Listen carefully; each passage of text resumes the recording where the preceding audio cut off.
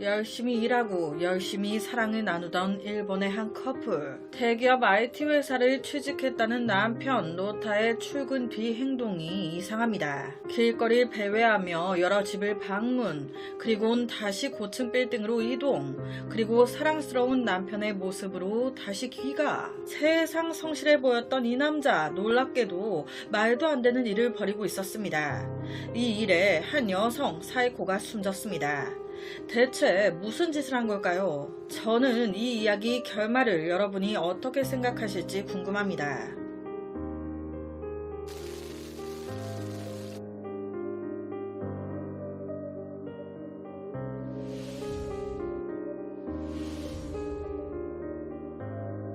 일본 도쿄에 살던 한 커플이 있습니다. 료타, 어떻게 일은 할만해? 매일 밤 늦게까지 너무 고생하네 우리 남편. 동거 중인 연인의 이런 다정한 말을 들은 남편은 료타 켄키. 2년 전쯤 고향인 후쿠오카에서 상경한 그는 최근까지 아르바이트를 전전하고 있었습니다. 그런데 딱 몇 달 전 대형 IT 기업에 취직한 거예요. 그러면서 매일 밤 늦게까지 일을 하고 있었습니다. 아직 일이 익숙하지 않아서 실수가 많긴 한데 그래도 괜찮아. 내가 같이 다니는 동료들에 비해 학력이 딸리니까 그 사람들보다 더 죽을 각오로 더 노력해야지. 료타는요, 노력한다고 해서 반드시 성공하는 건 아니지만 성공한 사람은 늘 노력했다 라는 말을 좌우명으로 삼고 남들보다 늘 더 노력해 왔습니다. 여자친구는 아직 대학생이었어요. 그녀와 행복한 생활을 유지하기 위해 그는 매일 익숙하지 않은 정장을 입고 매일같이 출근했습니다. 사실 료타는요, 중학교 시절 따돌림을 당했었어요. 그래서 학교를 다니지 않고 고등학교 중퇴합니다. 그 후에 검정고시 같은 걸로 졸업장을 취득하고 단과 대학에 진학하지만 또다시 중퇴하고요. 도망치듯 부모 곁을 떠나 약 2년 전에 도쿄로 왔습니다. 료타는요, 도쿄에 온 뒤 아르바이트를 전전하며 생계를 이어가는데 생활 역시 쉽지 않았어요. 매일 똥 빠지게 일은 하는데 매일같이 돈이 없어. 돈이 다 어디로 가나 몰라.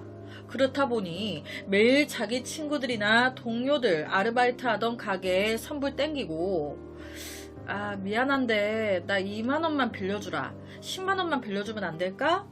점점 인간관계도 끊어져 나갔겠죠. 그래서 결론은 일하던 아르바이트 장에서도 잘려요. 사실 요타가 이때 아르바이트에서 알게 된 여자친구가 있었어요. 대학생 여자친구. 그 사람이 바로 앞서 언급했던 동거하던 여자친구였습니다.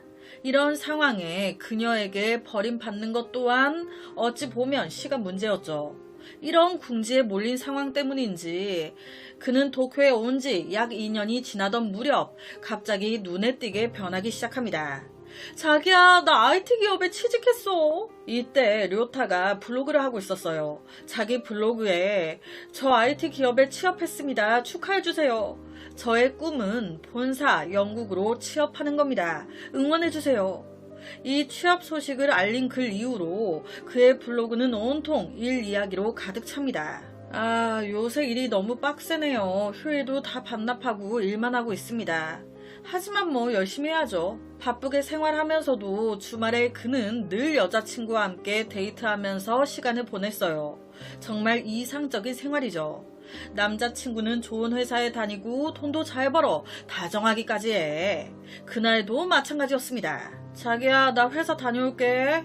그렇게 깔끔하게 정장을 차려입고 집을 나오는데 딱 지금부터 그의 행동이 조금 이상해집니다. 회사로 가는 게 아닌 그냥 길거리를 막 어슬렁거려요. 그러다 점심시간이 약간 지났을 때 그는 한 주택가로 들어섭니다. 그리곤 한 집 앞에 딱 서서 벨을 눌러요. 그러자 바로 집주인의 목소리가 들려옵니다. 누구세요? 저 바쁘신데 죄송합니다. 저 영업 돌고 있는 사람인데요. 좋은 주방 세제가 나와서 한번 써보시라 찾아왔어요. 됐습니다. 저희 주방 세제 있어요. 이렇게 이야기가 끝나자 이어서 바로 그는 다른 집에 벨을 누릅니다. IT 기업 회사에 다닌다더만 그거 여자친구한테 거짓말하고 세제 방문 영업 뛰고 다니나 보네. 그렇게 몇 집을 방문하다 보니 금방 오후 3시 반이 됩니다. 하지만 그의 열정은 식을 줄 모르죠. 또 다른 집 벨을 누르는데 벨을 아무리 눌러도 기척이 없네. 료타는요, 그 집 앞에 한참을 서 있습니다. 그러더니 그 집 뒤쪽으로 가요. 그리곤 1층 베란다 난간을 넘어서 너무 능숙하게 반응이 없던 그 집의 유리창을 공구로 깨버리더니 놀라울 정도로 능숙하게 집 안으로 쏙 들어가네. 네, 여자친구한테는 출근한다고 나와가지고 방문 판매? 아니요. 이것도 그냥 집에 사람이 있나 없나 확인하기 위한 미끼였을 뿐이에요. 그가 실제 하고 있던 일은요, 다름 아닌 빈집털이였습니다. 약 20분쯤이 더 흘러 료타는 다시 그 집에서 나옵니다. 그리곤 바로 지하철을 타고 10km 떨어져 있는 이케부쿠로 역으로 가요. 거기서 아까 그 집에서 훔친 현금 카드를 사용, 역 앞에 편의점 ATM기에서 현금 25만 8천엔을 뺍니다. 하나로 241만원 정도. 이 돈을 딱 들고 그는 근처 빌딩 6층으로 갑니다. 거기에 뭐가 있을까? 불법으로 쉽게 돈 번 놈들이 꼭 하는 짓거리가 있죠. 그 6층에 마작장이 있었어요. 그 마작장에서 3시간 동안 즐깁니다. 그렇게 밤이 됐어요. 그는 자신의 아파트 집으로 들어갑니다. 그리곤 아무 일도 없었던 듯. 나 다녀왔어. 오늘도 일 때문에 너무 피곤했어. 즉 평범한 회사의 직원으로 일하는 척하면서 사실은 빈집털이로 생계를 이어가고 있었던 거예요. 여러분, 아르바이트도 제대로 이어가지 못해 해고당했던 그가 갑자기 좋은 회사에 취업을 하고 이래도 두각을 나타내기 시작한 것에 주위 사람들은 어딘가 이상함을 느끼지 않을 수 없었습니다. 사실 이 세상에는요, 자신의 실력을 갈고 닦는 것보다 SNS상에서 어떻게 하면 내가 더 그럴듯하게 보일 수 있을까? 어떻게 하면 내가 남들보다 더 우위에 서서 잘 사는 것처럼 보일 수 있을까? 더 많은 힘을 쏟는 사람들이 꽤 많이 있습니다. 이런 사람들한테는요, 딱 하나 공통점이 있어요. 열등감이 되게 강하다는 것. 열등감이 너무 강한 사람은 그 상태에서 벗어나고 싶은 마음이 너무 커서, 예를 들어 일에서 스킬을 갈고 닦는 것보다 SNS에서 자신을 연출하는데 몰두하게 되는 경우가 많다고 합니다. 과제를 극복하는 것보다 명성을 얻는데 집착하게 되는 거죠. 이 상태를 과잉보상이라고 부른다는데, 과잉보상은 일시적인 우월감을 가져다 주지만 근본적인 열등감의 해결에는 도움이 되지 않습니다. 그 결과 계속해서 과잉보상 행동을 반복하게 되고 료타처럼 범죄에 손을 대는 경우도 생기죠. 고등학교와 단기 대학을 중퇴하고 아르바이트마저 해고당한 료타는 큰 열등감을 안고 있었을 거예요. 그에게 있어서 과잉 보상은 주변 지인이나 연인에게 회사원을 연기하는 거였습니다.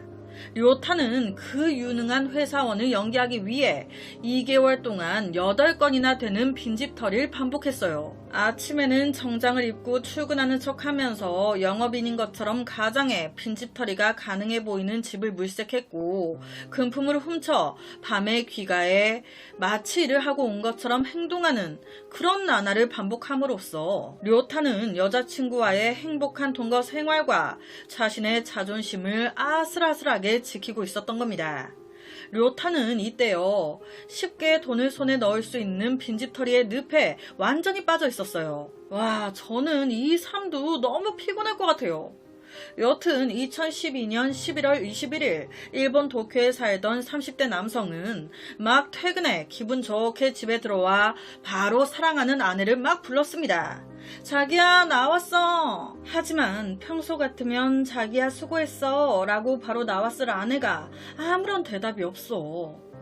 이상하다. 사실 이 남편은요, 항상 잠겨 있어야 할 현관문이 열려져 있는 것부터 뭔가 좀 이상함을 느낀 상태였습니다. 남편은 천천히 방 안쪽으로 들어갔고 곧이어 집 안에서 무슨 일이 벌어졌다는 걸 직감했습니다. 거실로 들어섰을 때 눈앞에 펼쳐진 상황은 난리 장판, 물건이 다 흐트러져 있는 모습이었어요. 남편은 미친듯이 뛰는 심장을 부여잡고 2층으로 뛰어 올라갔습니다. 그리고 침실문을 연 그의 눈에 들어온 건 이미 미동 없는 숨진 아내의 모습. 남성은 필사적으로 아내를 불렀지만 바닥에 등을 대고 쓰러져 있던 그 여성은 사토 사이코. 그녀의 손발과 목에는 압박당한 듯한 강한 흔적이 남아있었어요. 이것뿐만이 아니에요. 온몸에 외상이 가득했습니다. 남편이 발견했을 땐 이미 사망한 지 반나절이 지난 상태였어요. 도대체 누가 이딴 짓을 한 거야? 누구였겠어요? 오늘 사건에서 료타밖에 더 있습니까? 여지껏 저지른 건 단순한 절도 수준이었죠. 그런데 이번에는 사람이 숨졌습니다. 무슨 일이 있었던 걸까요? 2012년 11월 21일 오후 3시 40분경 이때는 료타가 사이코의 집에 침입한 지 약 10분 정도가 지난 시점이었습니다. 평소처럼 2층 침실에서 금품을 뒤지고 있던 료타. 그런데 갑자기 탁탁 끼익 현관문 열리는 소리가 그 순간 몸이 굳어버린 거예요. 와, 큰일 났다. 이거 어떡하지? 이때 그의 눈에 들어온 게 있었으니 바로 그 방 안에 있던 넥타이. 그걸 바로 하나 집어든 거예요. 문 바로 뒤쪽에 딱 숨습니다. 그리고는 숨죽이며 다가오는 집주인의 발자국 소리에 귀를 기울였죠. 끼익 침실문이 열린 그 순간 료타는 확신했습니다. 상대가 여자라면 가능하다고. 료타는 안방으로 들어온 여성에게 바로 돌진했고 그녀가 넘어지자마자 손에 들고 있던 넥타이로 움직임을 제압, 또 다른 넥타이 하나를 그녀의 목 쪽으로 갖다 댔어요. 그리고는 딱 얘기합니다. 조용히 끝내고 싶으면 현금카드 비밀번호 불어. 이때 그녀는요 무서우니까 바로 불었어요. 제발 살려만 주세요. 얼굴을 들켰는데 그냥 놔두겠습니까? 그렇게 사이코는 최후를 맞았습니다. 여기서 최악은요, 범행이 일어난 사이코의 집과 이 료타의 집 불과 700m 떨어진 되게 가까운 거리였다는 거예요. 여튼 바로 수사에 들어간 경찰, 사이코의 집에서 핸드폰과 현금카드가 들어있는 지갑, 결혼반지 등이 도난당한 걸 확인합니다. 그리고 건물 CCTV 영상 분석에 들어가는데 오후 3시 반경 정장 차림에 검은 테 안경과 마스크를 쓴 한 남자가 그녀 집 안으로 쏙 들어가네. 경찰은 그 영상을 바탕으로 인근의 CCTV에 수상한 인물이 찍히진 않았는지 샅샅이 확인했습니다. 그러던 중 저녁 5시경 사건 현장에서 10km 떨어진 이케부쿠로역 앞에 편의점 ATM기에서 매우 비슷한 남성이 현금을 인출하네. 돈을 무조건 여기 이 이케부쿠로역 앞에 편의점 ATM기에서 뽑았던 것 같아요. 여튼 회색 니트 모자에 파란색 머플러, 검은색 스웨터. 그 남성은 분명 위장하고 있었습니다. 피해자 사이코의 집 건물 CCTV엔 정장 차림이었거든요. 경찰은요, 옷차림은 달랐지만 검은 안경 태에 의심을 가지기 시작, 동일 인물이라는 걸 알았대요. 또한 료타는 사건 이후에도 나리마스역과 이케부쿠로역 앞에 방범 카메라에 계속해서 포착이 됐고, 그러면서 경찰은 이 범인이 이 근처에서 생활하는 남성이라는 점도 밝혀냅니다. 그럼 이 남자를 찾아야겠는데 어디 사는지 정확하게 모르잖아요. 그런데 여기서 단서가 된 게요. 이 료타가 옛날에 자전거를 훔친 적이 있었나 봐요. 그러면서 체포가 한번 됐었던 거예요. 즉 경찰 데이터베이스에 이 남자의 기록이 남아있어. 한 경찰이 그 자전거 도둑과 이 사건의 범인, 뭔가 느낌이 비슷하다라는 걸 캐치한 겁니다. 결국 경찰 데이터베이스를 뒤져 료타의 집까지 찾아냅니다. 료타는요, 당당해요. 저는 아무것도 모릅니다. 제가 하지 않았어요.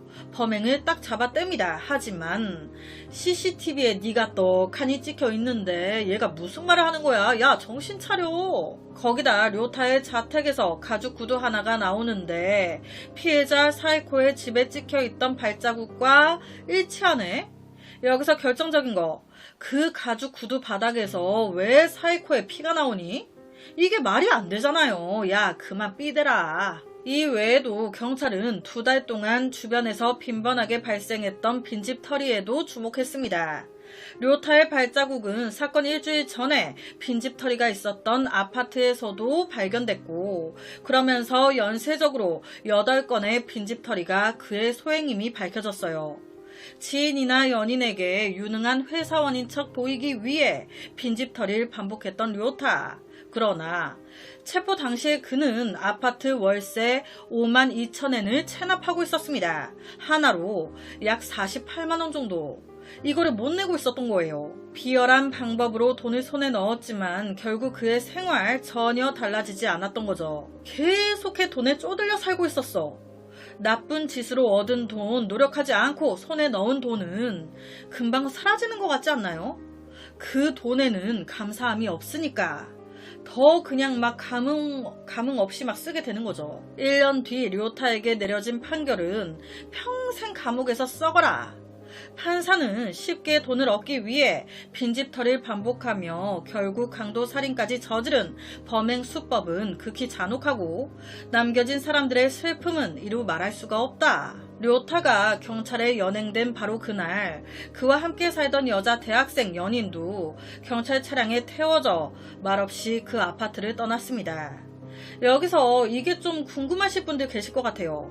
이 여자친구, 자기 남자가 회사에 다니는 척만 하고 있었다는 거, 빈집털이 하고 있었다는 거 정말 몰랐어?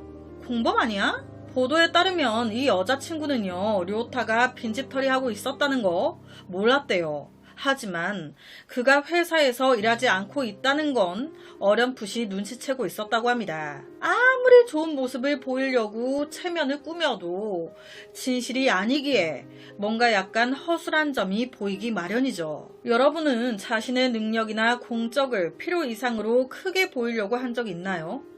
오늘 제가 들려드릴 이야기는 여기까지입니다. 어떻게 들으셨나요? 오늘 영상에 대한 여러분의 의견 많이 남겨주세요. 댓글과 좋아요는 제가 준비하는데 정말 많은 힘이 됩니다. 공감되는 댓글은 제가 꼭 상단에 고정시켜 놓겠습니다. 매일 저녁 9시 모미지 업로드 구독과 좋아요, 그리고 새로운 영상이 업로드 될 때마다 띠링띠링 알려주는 알람 설정까지 한 번씩 부탁드립니다. 내일 저녁 또 다른 사건으로 찾아뵙겠습니다. 내일 봬용. 외국의 한 술집에서 사이가 좋지 않던 패거리들의 충돌이 발생했습니다. 그때 어디선가 울린 큰 총성에 한 남성이 쓰러져 발견됐어요. 이에 가해자로 의심받는 한 남자를 변호하려던 유능한 변호사가 오늘 이야기의 주인공인데요. 이 남자 직원들 앞에서 이 일이 단순한 사고라는 것을 증명하려다가 황당하고 어이없는 이유로 생을 마감합니다. 그리고 이 사건의 마지막에는 정말 이게 진짜라고? 싶을 만큼 더 어이없는 상황이 벌어지는데,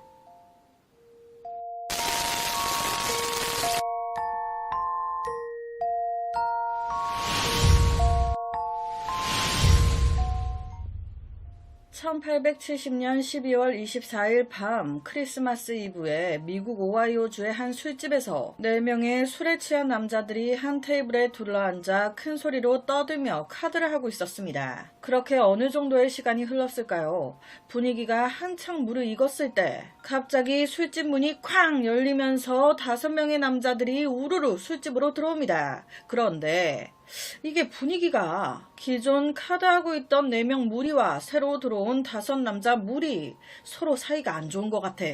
서로 눈이 딱 마주치자마자 이타저타 말도 없이 곧바로 그 술집 안에서 주먹을 휘두르며 난투극을 벌이기 시작합니다.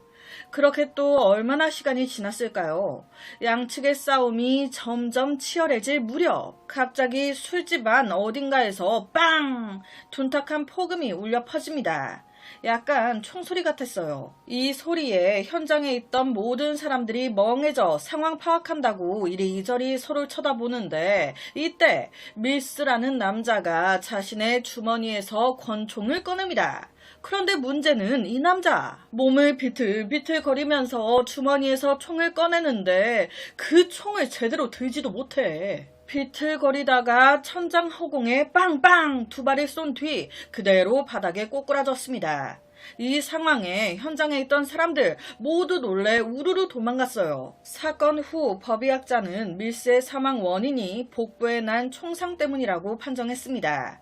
경찰이 조사를 진행한 결과 그날 밤 밀스는 방에서 카드놀이 하던 4사람 중에 한 명이었고 갑자기 술집에 들어와 시비를 건 5명 중에는 토마스라는 남자가 있었어요. 평소에 밀스와 토마스 서로 사이가 엄청 안 좋았습니다. 서로 얼굴만 보면 그렇게 으르렁대. 이를 보아 사건 당시 역시 싸움 도중 토마스가 흥분해서 총을 꺼내 밀스를 향해 빵! 바로 토마스 체포됩니다. 그리고 반년 후인 1871년 6월 이 사건의 재판이 시작되는데 여러분 1871년이에요. 이때 법이 어땠겠습니까? 그 시절 사법제도가 엄격하지 않았던 만큼 토마스처럼 평소에 악행을 즐겨하던 양아치는 이런 상황에서 유죄 판결을 받고 교수형에 처해질 가능성이 매우 높았습니다. 하지만 다행히도 이때 그는 아주 유능한 변호사를 만나게 돼요. 그의 이름은 클레멘트. 평소에 일처리가 매우 꼼꼼했던 그는 바로 이 사건에서 수상한 점을 발견합니다. 그건 바로 사망한 밀스의 옷에 총격 잔여물이 전혀 없었다는 것. 여기서 총격 잔여물, 화학 잔여물이라고도 불리는데 총이 쏴지면서 혹은 총에 맞으면서 몸에 남게 되는 흔적을 말해요. 이걸로 총격 방향, 거리, 각도 등을 파악, 사건 당시 상황을 재구성하는 데 도움을 주면서 용의자까지 특정할 수도 있다고 합니다. 그런데 이런 걸 알 수 있는 총격 잔여물이 밀스의 옷에서 전혀 발견이 안 된 거예요.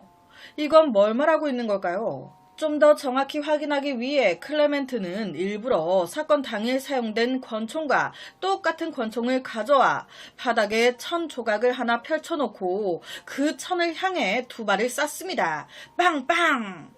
천 위에 튄 화학 잔여물을 관찰한 후 클레멘트는 이미 마음속으로 결론을 내렸어요. 이에 그는 아직 몇 발의 탄환이 남아있는 권총을 책상 위에 올려둡니다. 그런데 그날 늦은 저녁 그의 조수가 밀스가 사망한 사건 당일 그날 밤 사용했던 권총을 가져온 거예요. 이때 그 권총은요 안에 탄환을 모두 빼낸 상태였습니다. 그러니까 이때 클레멘트가 아무 생각 없이 자연스럽게 그 권총과 자신이 아까 실험에 사용했던 권총을 나란히 책상 위에 올려둔 거예요. 여튼 다음날 아침 그는 자신의 법률팀 직원들과 아침 회의를 하는데 이때 자신이 실험을 통해 알게 된 걸 막 얘기합니다. 야, 밀스의 복부 총상? 그거 누가 쏜 거 아니야. 밀스 자신에 의해서 발생한 거라고. 클레멘트 왈. 그날 밀스가 싸움 도중에 너무 열받아가지고 주머니에 있는 총을 꺼내 상대를 쏘려고 주머니에 손을 딱 집어넣었는데 어라? 여기서 이제 밀스가 난 거예요. 주머니에서 총을 꺼내려고 하는데 이 총이 주머니 안 어딘가에 걸렸던 것 같습니다. 그런데 문제는 이때 밀스 많이 취한 상태였고 총까지 쏘려고 할 정도였으면 얼마나 흥분 상태였겠어요.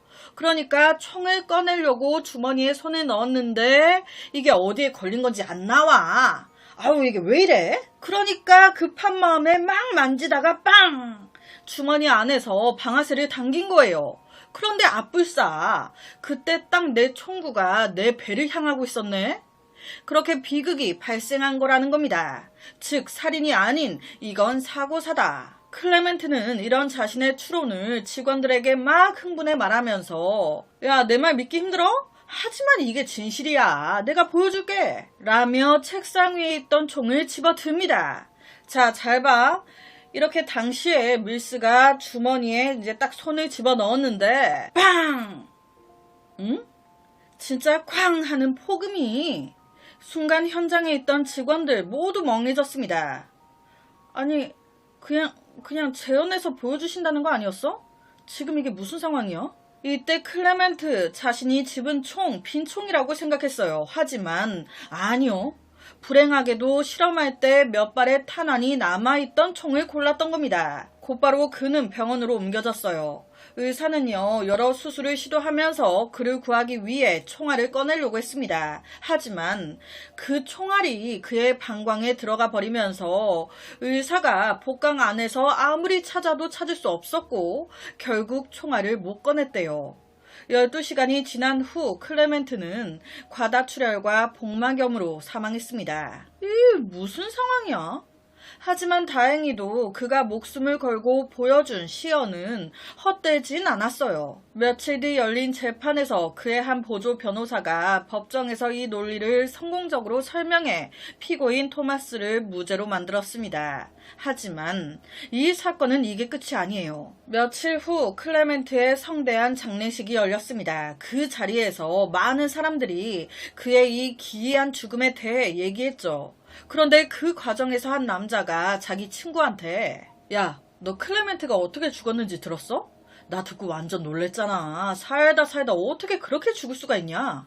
클레멘트가 아침 회의에서 사건 설명한다고. 야, 봐봐. 이 총을 호주머니에 딱 넣고 피해자가 이걸 못 꺼낸 거다 이렇게 설명하다가 호주머니에서 총을 발사식 빵! 응? 한 남자가 자기 친구한테 클레멘트의 사망 원인을 설명하려고 자신의 권총을 꺼내 시연하다가 빵 하는 소리와 함께 그 역시 같은 방식으로 같은 부위를 쏴 사망했습니다. 응? 에? 네, 믿기 힘들고 너무 허망한 죽음이지만 실화예요. 짧은 시간 안에 현지에서 3명의 남성이 모두 같은 방식으로 사망한 거예요. 여기서 더 안타까운 건 이렇게 변호사가 목숨을 걸고 구해낸 그 토마스. 그는 인생의 2번째 기회를 소중히 여기지 않고 여전히 문제를 일으키고 다니다가 결국 4년 후 한 술집에서 또 패싸움하다가 사망했대요. 와, 이게 뭐야? 참, 제가 준비하면서도 이런 죽음도 있구나 안타까우면서 기가 차더라고요. 오늘 제가 준비한 사건은 여기까지입니다. 어떻게 들으셨나요? 오늘 사건에 대한 여러분의 의견 많이 남겨주세요. 댓글과 좋아요는 제가 준비하는데 정말 많은 힘이 됩니다. 공감되는 댓글은 제가 꼭 상단에 고정시켜 놓겠습니다. 매일 저녁 9시 모미지 업로드 구독과 좋아요, 그리고 새로운 영상이 업로드 될 때마다 띠링띠링 알려주는 알람 설정까지 한 번씩 부탁드립니다. 내일 저녁 또 다른 사건으로 찾아뵙겠습니다. 내일 봬용. 이제 집 안도 조심해야겠습니다. 퇴근하고 집에 도착한 아내가 숨어있던 괴한에게 비극적 결말을 맞았습니다. 남편이 급히 주변 친척에게 부탁해 몇 분 되지 않는 시간에 도착했지만 벌써 어디에도 아내의 기척은 없었습니다. 경찰이 도착한 후 집 안에서는 남겨진 소금만이 발견되었고 숨진 아내는 안타깝게도 마당에서 발견됐습니다. 그런데 좀 이상합니다. 이 아내는 방 안에서 습격을 받은 것으로 보이는데 조사 결과 그 어디에서도 밖에서 침입한 흔적 없었으며 내부에 미리 범인이 있지 않았던 이상 불가능한 범행이었습니다. 범인이 잡힌 뒤 밝혀진 이것을 가능하게 한 방법은 굉장히 무서웠습니다.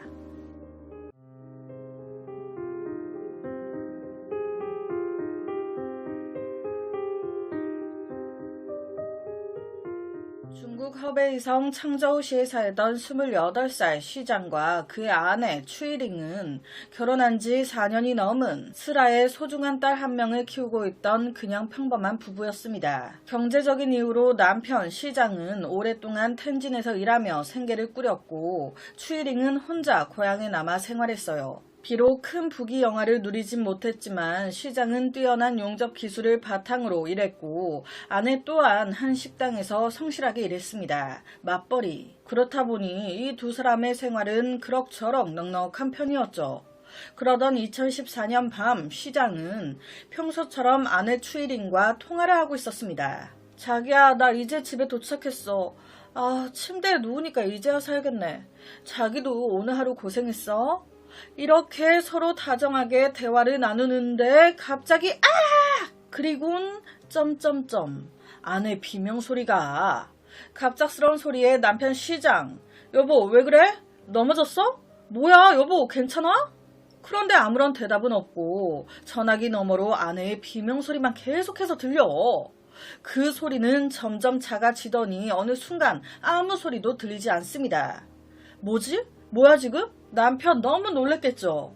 느낌이 심상치 않으니까 바로 집으로 달려가고 싶었어요. 그런데 앞서 그랬잖아요. 남편 시장, 타지인 텐진에서 일했다고. 막 일간장만 타는 거예요. 어느 순간 전화는 끊어졌고 이에 다시 한번 아내에게 전화를 걸었습니다. 하지만 이번에는 바로 전화가 끊겨버려요. 평소 두 사람은 사이가 매우 좋았습니다. 이렇게 아무 이유 없이 전화를 끊는 일 한 번도 없었어요. 걱정이 된 그는 즉시 같은 마을에 살고 있는 친척한테 전화해서 집에 가서 한 번만 확인해달라고 요청합니다. 마을이 크지 않아서 친척은 몇 분 만에 시장집 앞에 도착했습니다. 하지만 그들이 아무리 문을 두드리고 소리쳐도 점점점 아무 대답이 없어. 그저 집 안쪽에서 무언가 바스락거리는 그런 소리만. 아예 아무 소리도 안 나면 아무도 없나 보다 하겠는데 이건 안에서 소리가 들리니까 안에 누군가 있다는 거잖아요. 바로 경찰에 신고합니다. 10여 분 후 경찰이 도착했습니다. 상황을 파악한 뒤 한 경찰이 곧장 담을 넘어 마당 안으로 들어가 안에서 대문을 여는데 집 안은 고요했어요. 안방에 불과 텔레비전은 켜져 있었고 침대 위에는 막 벗은 듯한 속옷 한 벌이 남겨져 있었습니다. 그런데 추이링은 없어. 아니, 남편과 계속 통화 중이었어요. 그녀의 마지막 말은 자기야, 나 지금 집에 도착했어. 아, 침대에 누우니 이제야 살겠네. 자기야, 오늘 하루 고생했어. 였습니다. 침대에 누워 통화하다가 비명소리와 함께 침대 위 속옷만 남겨둔 채 사라져버린 아내. 도대체 이게 무슨 상황인 걸까요? 모두가 당황해하고 있을 때 갑자기 마당에서 또 알 수 없는 비명소리가 들려옵니다. 놀래 달려가 보니 잡초로 뒤덮인 뒷마당에 사라졌던 추이링이. 그런데 이때 무서운 게요. 그녀 사망한 상태였는데 두 눈을 크게 뜨고 있었대요. 두 눈이 현장에 있던 경찰들을 똑바로 응시하고 있었다고. 남편과 통화하다가 그것도 집에서 이게 무슨 일입니까? 경찰 바로 사건 현장 조사를 시작했습니다. 부검 결과 그녀는 아무것도 걸친 게 없는 상태로 날카로운 흉기에 목 부위를 심하게 다쳐 현장에서 숨졌습니다. 이는 분명 방심하고 있던 그 순간 갑작스럽게 습격을 당한 듯 보였어요. 범인은 매우 치밀했습니다. 집 안에 어떤 지문도 남기지 않았어. 하지만 베테랑 경찰, 피해자가 발견된 뒷마당에서 한 발자국이 벽 모서리까지 이어진 것을 발견합니다. 동시에 벽을 기어오른 흔적까지. 이 새끼 이거 벽 끼어서 들어왔네. 지가 무슨 스파이더맨이야? 경찰은 1차적으로 범인이 범행을 저질렀어요. 시신 옮겨 뒷마당 땅에 묻어야겠다. 바로 그녀를 뒷마당으로 옮겨 삽으로 묻는데 그때 추이링 괜찮아? 무슨 일 있는 거 아니지? 남편한테 전화 왔었어. 괜찮은 거야? 이 문 좀 열어봐. 사촌들이. 이 소리에 얘가 놀래가지고 땅 파서 묻고 있다가 에이씨 모르겠다. 곧바로 담을 넘어 도망쳤구나. 여기서 소름 끼치는 점은 남편과 추이링 전화가 끊기고 경찰이 현장에 도착하기까지 불과 20여 분밖에 걸리지 않았다는 겁니다. 도대체 얼마나 강한 심리적 소양과 범행 수법을 가져야 이렇게 짧은 시간 안에 살인을 저지르고 서둘러 시신을 묻고 도주하는 이런 일련의 행동들을 신속하게 해낼 수 있는 걸까? 이거 초범이 아닌 것 같은데? 경찰은 즉시 마당에 남아있던 발자국을 채취했고 동시에 추이링의 침실에 나타난 모든 족적도 함께 수집, 대조했습니다. 역시 발견된 모든 발자국 일치.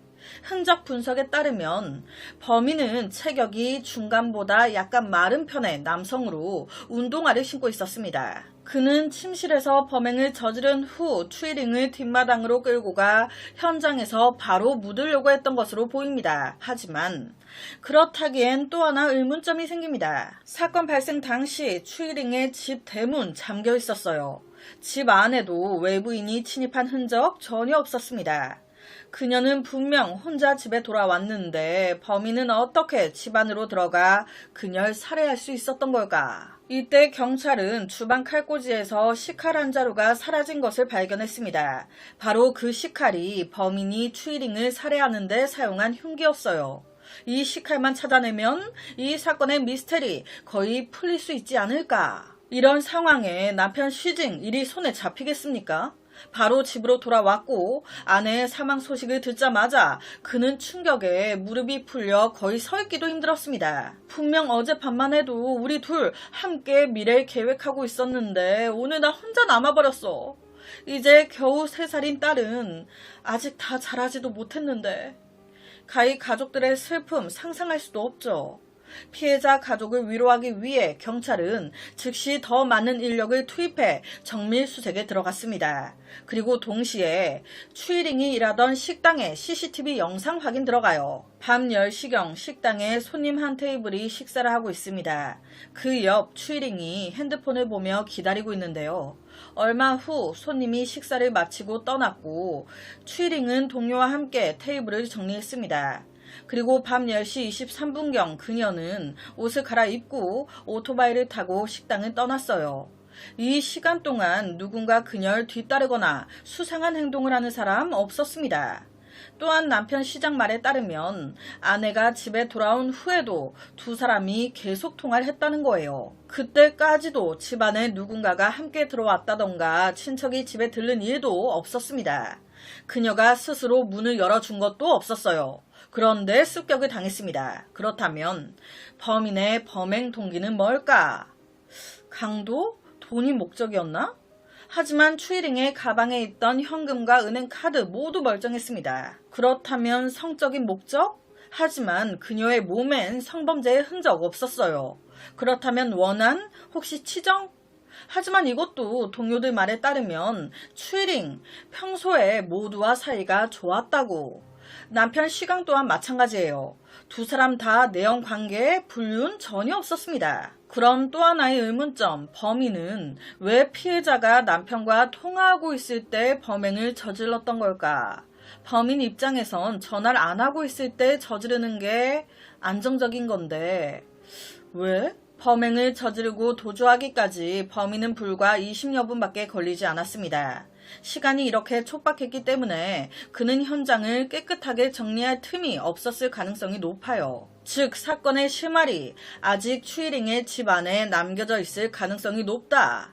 경찰 다시 사건 현장을 팝니다. 그 결과 어지럽혀진 침실 침대 시트에서 혈흔을 발견하는데 그 혈흔 모양이 분사된 자국이 아닌 피해자가 당시 막 저항하면서 마찰로 인해 생긴 형태인 거예요. 거기다 침대 구석에서 나일론 밧줄 한 가닥이 나오니 이런 상황에 경찰이 딱 드는 생각. 혹시 놀란 그녀가 저항하니 범인이 소리 못 내게 하려고 걸릴까봐 피해자의 몸을 억지로 누른 거 아닐까. 이에 그녀 살기 위해 발버둥 쳤고 그 과정에서 이런 흔적이 생겨버린 건 아닐까. 발견된 밧줄은 일반적으로 야외 활동에 사용되는 것으로 추이링의 집에서 딱 한 가닥만 발견됐어요. 그 이상의 같은 종류의 밧줄은 어디에도 발견되지 않았습니다. 즉 이 범인이 지거 밧줄을 미리 준비해가지고 들어왔다는 거예요. 그렇다면 또 하나 의문점이 생깁니다. 그럼 범인은 도대체 어떻게 추이링이 전혀 눈치채지 못한 상황에서 갑자기 나타나 범행을 저지른 걸까? 경찰은 침대 밑에서 뜬금없는 이불 하나를 발견합니다. 이 이불은 최근에 깔린 듯 보였고 이는 분명 그녀가 평소에 깔아놓은 게 아니었어요.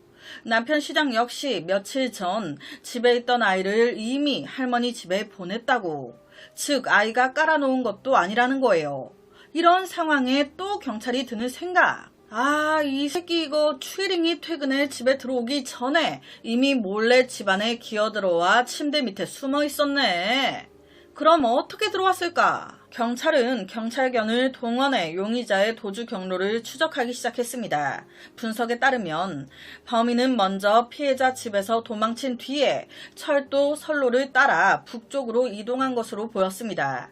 선로 옆 풀숲에서 경찰은 두 가지 중요한 증거물을 발견해요. 바로 추이링의 핸드폰과 거의 새 것과 다름없는 고무장갑 한 켤레. 이 고무장갑? 범인이 범행 당시 사용한 것일 가능성이 매우 높죠. 그래서 현장에 지문이 아예 없었구나. 경찰견이 수색을 하는데 근처 시내의 한 주요 도로에서 딱 멈춥니다. 그곳이 사람들이 많이 오가는 곳이라 경찰견이 정확히 추적할 수가 없었던 거예요. 하지만 이것이 경찰에게 새로운 실마리를 제공했습니다. 이거 시내에 사는 애 아니야? 범행 시간으로 보아 그날 밤 10시 23분에 그녀가 일하던 식당에서 나왔거든요. 추이링의 사회적 교류는 매우 단순했고 평소 퇴근 후에는 거의 집에만 머물며 외출하지 않았습니다. 하지만 범인은 미리 모든 걸 준비해 그녀 집에 숨어 있었어요. 이는 이거 피해자 추이링과 아는 사이 면식범의 소행일 가능성이 크다. 이에 경찰 바로 그녀와 함께 일하는 식당 동료 남자 직원들에게 눈을 돌립니다. 알려진 바에 따르면 몇몇 동료들이 그녀가 이사할 때 도와준 적이 있다는 거예요. 즉 그녀 집의 구조와 출입 구도를 잘 알고 있었죠. 그리고 사건이 발생한 그날 밤 대부분의 사람들은 직원 기숙사에 있었는데 딱 2명만 기숙사에 없었네. 그게 누구? 왕강과 리다린. 두 남자 모두 올해 27살, 그중 왕강은 식당 주방 직원으로 그날 밤 9시쯤 가게가 한가할 때를 틈타 미리 휴가를 내고 퇴근한 상태였습니다. 그러니까 미리 퇴근하고 나와 추이링 집안에 숨어 있었던 거 아니냐고. 실제 왕강과 추이링은 오랜 동창 사이로 매우 친했어요. 즉 왕강, 추이링의 모든 일상과 생활 환경 다 알고 있었습니다. 와, 똥꾸렁내가 난다. 이에 경찰 즉시 차를 몰고 왕강 집으로 갑니다. 그리곤 진술을 맞추는 것을 방지하기 위해 경찰은 왕강과 그의 아내, 자녀를 따로따로 신문해요. 결과는 모두 다 하는 소리가 그날 일찍 퇴근해 집에 왔고 그 이후에 쭉 가족과 함께 있었다고. 따로 어디 나간 적 전혀 없었다고. 거기에 플러스로 알리바이 또한 정확히 가지고 있었어요. 범행 추정 시간 다른 곳의 CCTV에 모습이 찍혀 있는 거예요. 그러면서 왕강은 용의선상에서 제외됩니다. 그렇다면 한 명이 남죠. 리다린. 그는 사건이 발생한 당일 오후에 반차를 냈습니다. 룸메이트의 회상에 따르면 사건이 발생한 그날 밤 리다린 없었잖아요. 언제 들어왔냐? 새벽이 다 되어서야 기숙사로 기어 돌아왔다고. 자, 그럼 나가 있다가 새벽에 들어왔대요. 뭐 하다가 왔어? 경찰의 의심이 리다린에게 맞춰지는데 그런데 이때 식당 동료들이 말합니다. 아유, 형사님 의심할 사람을 의심하세요. 걔는 아닐 거예요. 그런 짓 할 배짱이 안 되는 애거든요. 좀 모범적으로 도덕적으로 사는 애랄까요? 남 욕도 잘 안 하는 앤데 걔가 사람을 죽여요? 아유, 형사님이 헛다리 짚고 계신 거예요. 평소 리다린 인간관계 좋고 성실하고 추이링과도 사이가 좋았다는 거예요. 하지만 경찰이 괜히 경찰이 아니거든요. 오히려 이런 동료들의 말 때문에 그를 더 범인으로 추정합니다. 왜? 이 영상을 보시는 많은 분들 아실 거예요. 평소 성실하고 말수도 적고 착한, 평소 전혀 해를 끼치지 않는 사람이 범인인 경우가 많죠. 속에 쌓아둔 화가 많아서. 와! 그래서 경찰은 사건 당일 오후부터 새벽까지의 그의 행적을 더 깊이 조사하기 시작합니다. 리다린이 그날 오후에 반차를 낸 이유는 고향에 있는 부모님을 뵈러 가기 위해서였습니다. 자기 말에 따르면 반차 내고 저녁 7시경 집에 와서 짐 챙겨 고향집으로 출발했다. 이 부분에 대해서 같은 마을 이웃이 증언도 해줘요. 그가 분주하게 시골 고향집으로 돌아가는 모습을 분명히 봤다고. 하지만 저녁 시간대의 행적을 묻자 그는 애매하게 얼버무립니다. 지 말로는 고향집에 갔다가 부모님을 뵙고 다시 자기 기숙사 근처로 돌아온 후에 시내를 산책, 9시쯤부터 계속 한 교차로 아래에서 더위를 식히다가 12시가 넘어서야 숙소로 돌아갔다고. 그런데 여기서 문제는요. 지가 있었다는 교차로 및 여기엔 CCTV가 없어. 즉 리다린의 말 확인이 안 되는 거예요. 그리고 지 말대로 하면 부모님 뵙고 바로 돌아와서 내내 혼자 산책하고 혼자 더위 식히다가 새벽에 집에 이제 기숙사에 기어 들어왔다. 그러니까 내내 혼자 다녔다. 이것도 좀 어색했습니다. 이 부분을 경찰이 막 캐물으니까 갑자기 이런 말을 해요. 아, 제가 깜빡하고 이 말을 안 했네요. 지금 생각해보니까 11시가 조금 넘어서 숙소 건물 아래에 있는 PC방에 음료를 사러 한번 갔었어요. 확인해보세요. 실제 PC방 CCTV에 11시 54분경 그가 실제로 다녀간 것이 찍혀 있었습니다. 그런데 넌 경찰을 뭘로 봤어? 이때 리다린의 복장이 경찰 눈에 쏙 들어옵니다. 지 말로는 그날 하루 검은색 반팔과 반바지 그리고 가죽 구두를 신었다고 했어요. 그런데 이상하네. PC방 CCTV 영상엔 너 운동화를 신고 있는데? 이놈 분명 그날 반차 내고 고향집에 갔다 왔다고 했어요. 바로 그 고향집으로 경찰 출동합니다. 진짜 그날 얘가 부모님 집에 갔었을까? 딱 리다린 부모님 집을 가는데 부모님 집 안으로 들어오라고 문까지 열어주시네. 들어가자마자 경찰 눈에 띈 것이 있었으니 사건 현장에서 발견된 것과 똑같은 나일론 끈이, 그 끈을 자세하게 보니 그 끈의 한쪽 끝이 잘려있네. 리다린의 어머니 왈, 사건 당일 아들이 집에 왔을 때 실제로 나일론 끈 한 조각을 잘라갔었다고. 동시에 또 다른 수색팀은 리다린의 기숙사 신발장 안에서 운동화 한 켤레를 발견합니다. 그런데 그 신발 밑창의 흙이 피해자 추이링의 집 뒷마당의 흙 성분과 일치. 여기에 플러스로 현장에서 신발 자국 발견됐었잖아요. 그 신발 자국까지 대조해본 결과 일치. 리다린의 거짓말, 현장에서 발견된 나일론 끈, 그리고 흙이 묻은 운동화까지 단서들이 다 너를 지목한다 이 새끼야. 바로 경찰 리다린을 체포합니다. 그리고 정말 다행히도 바로 자백해요. 도대체 무슨 일이 있었던 거냐.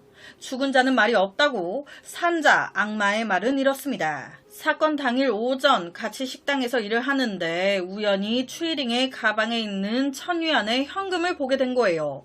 그 순간 돈의 눈깔이 헷가닥 돌아버린 겁니다. 저거 훔쳐야지. 하지만 당시 식당 직원들이 모두 있어 행동하기 어려웠기 때문에 이때 마음을 먹은 거예요. 추이링의 집에 몰래 들어가 그녀가 잠든 틈을 타 돈만 훔쳐 나오기로. 그렇게 10시쯤 그는 담을 넘어 추이링의 집에 들어갔습니다. 담을 넘었어. 그렇게 들어왔고 안방 문이 열려있는 것을 보고 이 방이다. 안방에 숨어있기로 합니다. 그래서 소미불을 하나 꺼내 침대 밑에 깔고 숨은 거예요. 여기 숨어있다가 추이링이 잠들면 쓱 나와서 돈만 쓱 가져다 도망가야지. 그런데 갑자기 예상치 못한 상황이 벌어집니다. 얘가 침대 밑에 딱 숨어 있는데 이때 추이링 퇴근에 집에 딱 도착하자마자 침대 위에 누웠어요. 그러다가 전화하면서 옷 갈아입으려고 침대에서 일어난 거예요. 그렇게 일어나 옷장으로 걸어가면서 무심코 침대 아래쪽으로 슥 시선을 돌렸는데 침대 아래에 숨어있던 린다린과 눈이 딱! 아니 이때 얼마나 놀랬을 거예요. 저는 처음에 귀신인 줄 알고 했다가 사람인 걸 알고 더 했을 것 같아요. 실제 추이링 또한 너무 놀래서 바로 소리 지르니 놀래서 침대 아래에서 기어나와 급한 마음에 나일론 끈을 집어들고 그녀 목을 팍! 그러니까 이때 그녀 통화 중이었잖아요. 통화 잘 하다가 갑자기 소리가 나더니 끊겼다고. 그때 죽어가고 있었던 거예요. 몸에 힘이 빠지면서 쓰러지니까 이놈이 자기 범행 들킬까봐 부엌으로 가가지고 칼을 들고 와 푹. 그렇게 어떡하지? 뒷마당에 묻어야겠다 하는데 딱 이때 추이링 안에 있어? 무슨 일 있는 거 아니지? 문 좀 열어봐. 친척이 찾아왔네. 그러니까 더 다급해진 마음에 그녀를 빠르게 뒷마당으로 이동. 묻다가 모르겠다. 그냥 도망갔던 겁니다. 실제 나중에 뒷마당 닭장 안에서 칼이 발견돼요. 얘는요 돈을 보자마자 헷가닥 돌아서 범죄를 결심했어요. 이게 쉽지 않잖아요. 동료들은 그럴 애가 아니라고 하는데 하는 꼬라지를 보니까 그러고도 남을 애야. 얘 초범이 아닌 것 같은데? 역시나 조사 결과 리다린 사건 발생 1년 전 막 출소했다는 사실을 밝혀냅니다. 얘요 여러 차례 집단 난투에 가담해 구금된 적도 있었어요. 하지만 살인은 처음이야. 세게 벌 받아야죠. 2006년 리다린 사형이 선고됩니다. 그리고 얼마 안 가 한 발의 총성과 함께 이 사건 마침표를 찍었어요. 이 사건을 종합적으로 보면 1,000위안 때문에 사람이 죽은 거예요. 1,000위안 때문에. 하나로 하면 19만 원이거든요.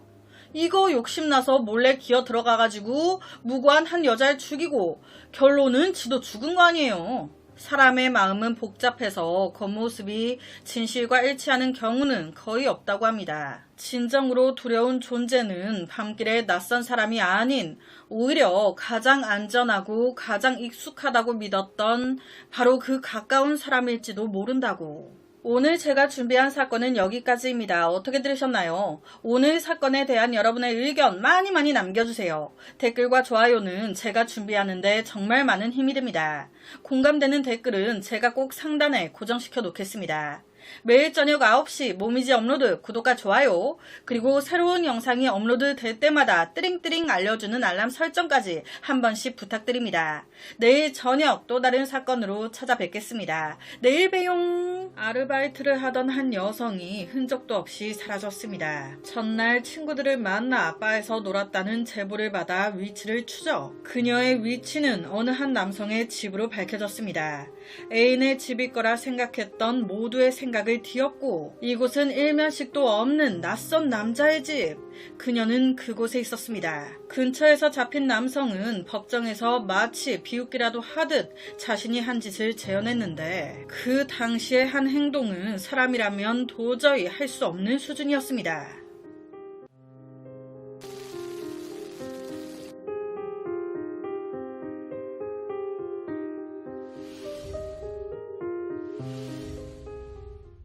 2016년 1월 30일 영국 잉글랜드의 노샘프턴에서 한 바를 운영하던 사장님은 이날 연신 한숨을 내쉬며 어디론가 통화를 합니다. 하지만 통화 연결은 끝내 안 돼요.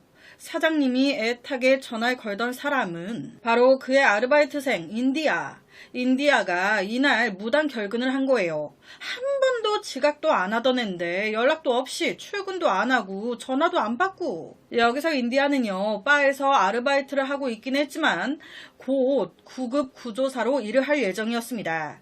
취업까지 된 상태였는데 이제 첫 출근날까지 시간이 좀 남았던 거예요. 그래서 그 틈에 이 아르바이트를 하고 있는 상태였습니다. 그녀의 근무 태도는 앞서 말했듯이 지각 한 번 한 적이 없었어요. 매우 성실했고 성격도 밝아 모두와 친했습니다. 이런 그녀가 무단 결근 한 번도 한 적이 없었다고. 끝까지 그녀와 연결이 안 되니 이때 사장님이 어쩔 수 없이 그녀의 부모님에게 연락을 하게 됩니다. 그런데 이때 이 부모님의 반응이 뭔가 심상치가 않은 거예요. 저희 딸이 출근을 안 했다고요? 어제 친구들 만나 바에서 논다고 했었는데 저희도 아침에 연락이 안 되고 하길래 친구 집에서 자고 바로 출근한 줄 알았는데 뭐지? 이때 사장님은요, 부모님의 반응을 딱 보고 이거 인디아한테 무슨 일이 벌어졌구나 바로 촉이 딱 왔대요. 부모님 역시도 우리 딸 허번날 엄마한테 전화해서 하나하나 다 수다 떨던 앤데 오늘은 전화도 안 되고 그렇게 자주 하던 SNS 업로드도 딱 멈췄네. 바로 경찰에 실종 신고를 합니다. 신고를 접수한 경찰은 제일 먼저 그녀의 주변 인물들, 사건 전날 친구 만나 바에 가서 놀았다고 했잖아요. 그 친구들 다 만납니다. 그리고 동시에 그녀 핸드폰 위치 추적 들어가요. 위치를 추적했을 때 그녀의 마지막 장소. 여기가 어디야? 한 집에 떡하니 누구지? 에드워드라는 남자의 집. 혹시 에드워드 이 남자 인디아의 남자친구인가? 아니요. 인디아는요, 남자친구가 따로 있었어요. 그럼 이 남자는 누군데 인디아가 이 남자 집에 있다고 찍혀? 경찰 바로 이 에드워드의 집으로 향했습니다. 띵동 점점점. 문을 두드려도 아무 반응이 없자 경찰 문을 따고 들어갑니다. 그런데 아니 이게 다 뭐야? 아니 집안의 테이블이나 책장 모든 가구들이 다 화면처럼 비닐에 쌓여져 있는 거예요. 컴퓨터와 키보드까지 랩으로 칭칭 감겨있어. 너무 기이한 광경. 이게 뭐야? 사실 에드워드는 표백제 중독으로 인한 극도의 결벽증을 앓고 있었습니다. 하루에도 수십 번씩 손을 씻고 이런 집안에서도 항상 고무장갑을 착용하고 생활했대요. 하지만 이게 끝이 아니에요. 거실 상태를 보고 경찰 당황을 하면서 방들을 다 수색하기 시작하는데 엄마야 이건 또 뭐야? 작은 방의 한쪽 벽면에 온통 여자들 사진이 벽 한 면에 가득 붙여져 있었대요. 결벽증이 있었잖아요. 딱딱 열 맞춰서 한쪽 벽에 쫙. 그런데 그 사진 속의 여성들 피부색이나 키 등 모두 뭔가 인디아와 닮았어. 자신과 닮은 여자들 사진에 둘러싸인 채 그녀는 그 집 안에서 숨진 채 발견됐습니다. 아니 도대체 이게 무슨 상황인 걸까요? 경찰이 조사했을 때 집주인인 에드워드와 피해자 인디아 서로 아는 사이 아니었습니다. 연락 한 번도 한 적이 없었어요. 그런데 왜 이 남자 집에 이렇게 발견이 된 걸까? 평소 같았으면 그녀 모르는 남자를 따라가지 않았을 거예요. 하지만 문제는 그날 그녀 제정신이 아니었다는 거죠. 사건의 그날은 엎친 데 덮친 격의 밤이었습니다. 2016년 1월 30일 저녁 12시 반이 지난 무렵 인디아는 한 바에서 친구들과 술을 마시고 있었습니다. 그런데 잘 모르겠어요. 인디아가 잠깐 한눈 판 사이에 어라? 친구들 다 어디로 갔네? 안 보여. 완전 취해버린 그녀 어느 순간 친구들과 떨어지게 된 거예요. 그러니까 이때 당황한 그녀가 친구들 찾는다고 잠깐 바를 나와요. 밖에 나가 있나 해서. 그런데 밖에도 친구들이 없어. 그러니까 뭐지? 싶어서 다시 바 안으로 들어가려고 했단 말이에요. 그런데 웬걸? 가드라고 하죠. 바 앞에 가드들이 딱 가로막은 겁니다. 저 손님 너무 많이 드셨어요. 이 정도 많지 손님은 제 입장이 불가합니다. 술에 취해 제대로 걷지도 못한 인디아. 제 출입을 거부당한 거예요. 이러니 어떡해요. 친구들 연락도 안 되고. 아 그냥 집에 갈란다. 그래서 그 바의 가드들한테 그러니까 도어맨한테 택시를 한 대 좀 불러달라고 부탁합니다. 그런데 여기서 예상치 못한 상황이 벌어져요. 택시가 딱 왔어요. 그런데 택시 기사 입장에서 완전 만취돼서 제대로 걷지도 못하는 손님이 타려고 합니다. 썩 반갑지 않죠. 술 취한 손님 태웠다가 돈 못 받은 게 한두 번이 아니야.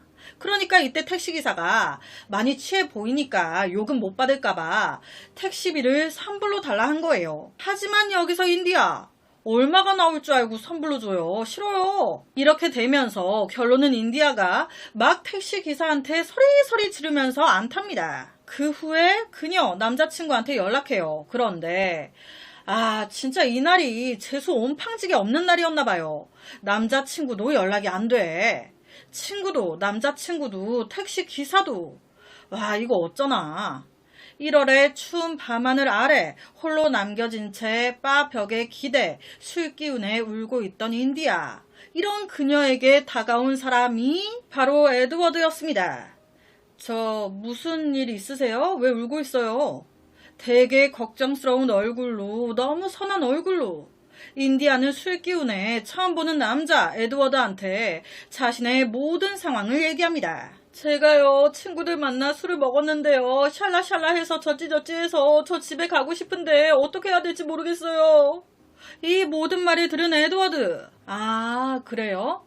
많이 취해 보이기도 하는데 제가 도와줄게요. 집이 어디예요? 내가 데려다 줄게요. 처음 만난 데다 나이 차이도 뚜렷이 보이는 에드워드 말에 인디아는 처음에 망설였어요. 아 괜찮아요. 제가 알아서 갈게요. 그런데 이 남자 끈질기게 설득하는 거예요. 아유 이 상태로 어떻게 간다는 거예요. 택시도 거부했다면서요. 그냥 믿고 같이 가요. 그렇게 계속되는 설득에 결국 인디아 안 돼. 에드워드와 함께 택시에 타고 맙니다. 약 30분 후 인디아 도착했어요. 내립시다. 그런데 우리 집이 아니야. 에드워드 지네 집인 거예요.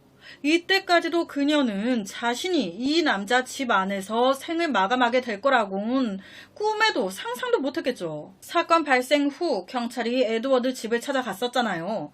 그때 집안에 에드워드 없었어요. 인디아만 있었죠. 아, 얘 범행하고 도망갔구나? 아니요. 이 시간 에드워드 집 근처 호텔에서 맥주 한잔 하면서 TV 보고 있었습니다. 도주할 생각 1도 없었어요. 바로 다음날 그 호텔을 알아내 그를 체포하는데 체포할 때도 얘는 전혀 당황 안 합니다. 두려워하지도 않아요. 그럼 왜 집을 놔두고 호텔로 간 거야? 그냥 쉬려고. 집안에 인디아가 있으니까 여간 신경이 쓰여서 말이지. 체포된 후에 그는요 진짜 짜증나게 자신이 죽이지 않았다며 살해 혐의를 부인합니다. 에드워드 왈. 그날 밤 인디아가 저한테 갑자기 키스를 했어요. 키스하면서 막 저한테 관계하자고. 저야 뭐 이렇게 나와주면 땡큐죠. 그렇게 관계를 가지는데 갑자기 그녀가 자기를 막 강하게 눌러달라고 목을. 그래서 저는 그녀 말대로 했는데 이렇게 된 거예요. 전 죽일 생각 없었어요. 처음에 저는요 자는 줄 알았다니까요. 다음날 아침이 됐는데도 움직임이 없어. 그때서야 죽은 걸 알았고 여간 신경 쓰이길래 그냥 근처 호텔로 가서 편히 쉬려고 왔던 거예요. 와, 여러분 이 말 믿음이 가시나요? 인디아가 갑자기 먼저 막 키스를 했다. 쥐가 억지로 괜찮다는 여자 꼬드겨가지고 강제로 자기 집에 데리고 와놓고 상대가 먼저 유혹했다? 이건 말이 안 되잖아요. 마치 인디아가 자기한테 호감이 있었던 것처럼. 그런데요, 경찰에게 말한 이 말보다 재판에서 짓거린 말이 더 가관입니다. 사건 발생 약 반년 후인 2016년 8월 에드워드의 재판이 열리는데 여기서 에드워드의 발언이 시작되자 방청객들 술렁이기 시작합니다. 그러면서 법정 분위기가 되게 이상해져요. 저는 그녀가 그렇게 적극적으로 나올 줄은 몰랐어요. 딱 인디아다운 행동이다 생각하긴 했지만 말이에요. 집에 들어서자마자 나한테 막 키스를 하면서 만져대기 시작하는데 와, 미치겠더라고요. 그래서 제가 얘를 이렇게 저렇게 만지고 얘도 막 나를 이렇게 저렇게 하고 법정에서 갑자기 막 이런 말을. 이때 에드워드는요 약간 자기가 피고인이라는 걸 잊어버린 듯 했습니다. 그저 자신의 이런 얘기를 들어주는 사람이 있다라는 거에 마냥 신나가지고 그날 밤의 이야기를 하나하나 다 하는 것 같은? 이때 그는요 웃고 있었어요. 이때 어떻게 자세를 취하면서 했는지까지 그 관계에 대한 상세한 얘기까지 다 하니까 듣기 싫잖아요. 그러니까 판사가 간결하게 말해라 주의를 줬습니다. 그럼에도 얘는 듣지 않아요. 마냥 좋아, 재밌어. 판사님, 저도 인디아를 나쁘게 얘기하고 싶지 않아요. 인디아는요 예전부터 그랬어요. 항상 저한테 호감을 표시해 왔죠. 사랑한다고. 아무래도 그날 이때가 기회다라고 생각을 했던 것 같아요. 저와 스킨십을 할 수 있는 기회. 여러분, 이 말이 좀 이상하지 않나요? 인디아와 에드워드는 사건의 그날 처음 만난 사이였습니다. 그런데 지금 에드워드의 말은 처음 만난 사이의 말이 아니에요. 예전부터 그녀가 나에게 호감을 표시해 왔다. 그는 마치 예전부터 그녀의 성적 취향까지도 모두 알고 있었던 것처럼 음흉한 미소를 지으면서 관계 상황까지 모든 걸 얘기했습니다. 그녀의 몸짓까지 재현해 보이면서 말이죠. 에드워드의 지나치게 노골적인 행동에 재판은 잠시 중단됐습니다. 관계자 모두가 얼굴을 찌푸릴 수밖에 없는 싸늘한 분위기 속에서 딱 한 명, 에드워드만 웃고 있었어요. 여러분이 짐작하시는 대로 인디아가 날 좋아했다, 집에 오자마자 그녀가 먼저 날 유혹했다 등등 이 모든 이야기 그의 망상이었습니다. 거짓말. 서로 합의하에 했다면서 왜 그녀 머리에 둔기에 의한 외상이 있습니까? 부검 결과 그녀의 몸에서 수많은 멍과 자상이 발견됐습니다. 즉 사망 전 심한 폭행을 당했다는 거예요. 거기다 인디아의 손톱에서 에드워드의 혈액이 나옵니다. 플러스로 에드워드의 목에 긁힌 자국까지. 그녀 살기 위해 발버둥을 쳤었다는 거죠. 누가 봐도 이건 서로 합의하에 이루어진 관계가 아니었어. 또한 사망 당시 인디아 엄청 취한 상태였어요. 검찰은요, 사랑이 담긴 행위를 할 수 있는 상태가 아니었다고 주장했습니다. 다 제 망상이다, 거짓말이다, 또라이다. 그렇다면 지금 에드워드, 자기 죄를 깎기 위해 의도적으로 거짓말을 하는 걸까요?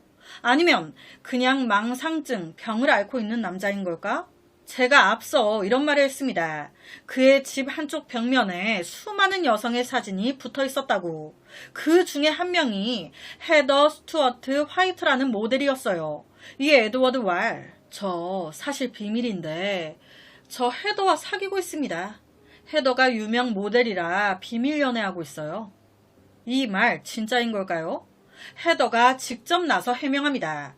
난 저런 남자 몰라요. 어머 뭐야 또라이야? 에드워드는 끝까지 죄를 인정하지 않습니다. 서로 합의하에 했다. 그녀가 먼저 날 꼬드겼다. 그녀의 성적 취향이 약간 고통받으면서 희열을 느끼다 보니 나에게 목을 이렇게 해달라고 했고 그 과정에서 사고로 죽은 거다. 아, 에드워드, 거짓말을 하는 걸까요? 아니면 진짜 망상증에 걸린 걸까? 사실 에드워드는요, 이 사건 이전에도 여러 차례 불법적이거나 위험한 행동을 한 적이 있었습니다. 강제로 키스를 당할 뻔했다거나 헤더 마냥 안 사귀는데 사귄다고 이상한 소문을 퍼뜨리기도 했고 약간 여러 가지로 피해를 입은 여성들이 많았어요. 이런 증언들을 봤을 때 에드워드를 그냥 방치했다면 인디아처럼 목숨을 잃은 여성이 여럿 나오는 것도 시간 문제였을지 모릅니다. 결론은 에드워드, 정신병이 있든 어쩌든 사람이 죽었어요. 죄는 정신병이 있든 없든 받아야죠. 에드워드, 최소 30년 가석방이 없는 종신형이 선고됩니다. 우린 모두가 알고 있습니다. 처음 만난 남자가, 아니 이성이 집까지 데려다 주겠다고 하면 절대 따라가면 안 된다는 거. 그녀 역시도 잘 알고 있었어요. 하지만 혼자 술을 마시고 있으면, 술에 만취한 사람이 있으면 그 틈을 노리는 늑대 여우들 또한 분명히 있습니다. 그들의 표적이 우리가 될 수도 있어요. 술은 늘 적당히. 오늘 제가 준비한 사건은 여기까지입니다. 어떻게 들으셨나요? 오늘 사건에 대한 여러분의 의견 많이 남겨주세요. 댓글과 좋아요는 제가 준비하는데 정말 많은 힘이 됩니다. 공감되는 댓글은 제가 꼭 상단에 고정시켜 놓겠습니다. 매일 저녁 9시 모미지 업로드 구독과 좋아요, 그리고 새로운 영상이 업로드 될 때마다 띠링띠링 알려주는 알람 설정까지 한 번씩 부탁드립니다. 내일 저녁 또 다른 사건으로 찾아뵙겠습니다. 내일 봬용.